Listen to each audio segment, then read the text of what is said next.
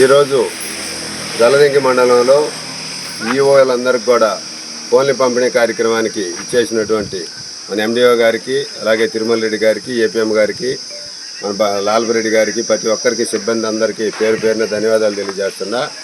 ఈరోజు మన ఆంధ్రప్రదేశ్ ముఖ్యమంత్రి నారా చంద్రబాబు నాయుడు గారు ఎన్డీఏ కూటమిలో ప్రతిష్టాత్మకంగా ప్రతి ఒక్కరికి అంటే ఈఓలందరికీ కూడా ఫోన్లు ఉన్నా లేకపోయినా కొన్ని లావాదేవీలు జరపాలన్నా, కొన్ని సమాచారం పంపించాలన్నా కొంతమందికి ఫోన్లు లేవు కాబట్టి ఇబ్బంది పడుతున్నారు. కాబట్టి అది గుర్తించి ఈరోజు ప్రతి ఒక్క మహిళకు కూడా ఫోన్ ఇవ్వడానికి చంద్రబాబు నాయుడు గారు ముందుకు వచ్చారు.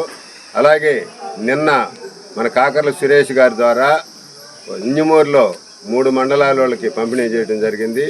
ఆ పంపిణీ కార్యక్రమంలో బండారు శ్రావణి గారు, అలాగే కంచెల శ్రీకాంత్ గారు, కాకర్ల సురేష్ గారి సమక్షంలో నిన్న ఇచ్చారు.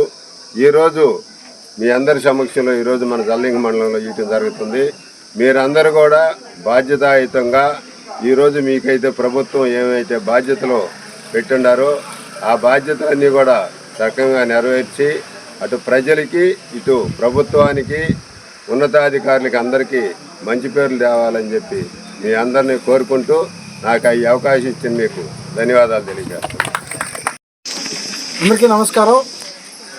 ఈరోజు మన వెలుగులో పనిచేస్తున్న ప్రతి ఒక్కరికి ఆన్లైను ఈ లెవెల్లో, ఈ ఫిల్లింగ్ లెవెల్లోనే వెళ్తుంది కనుక దానికి అనుగుణంగా వివోఏలు అందరికీ ఫోన్లు ఉన్నా, మంచి ఫోన్లు ఉన్నా లేకపోయినా గవర్నమెంట్ అది అర్థం చేసుకొని ప్రతి ఒక్కరికి కొత్త ఫోన్ ఇచ్చి ఇంకా వర్క్ బాగా చేయాలని ప్రోత్సహిస్తూ కొత్త ఫోన్లు ఇవ్వడం జరిగింది.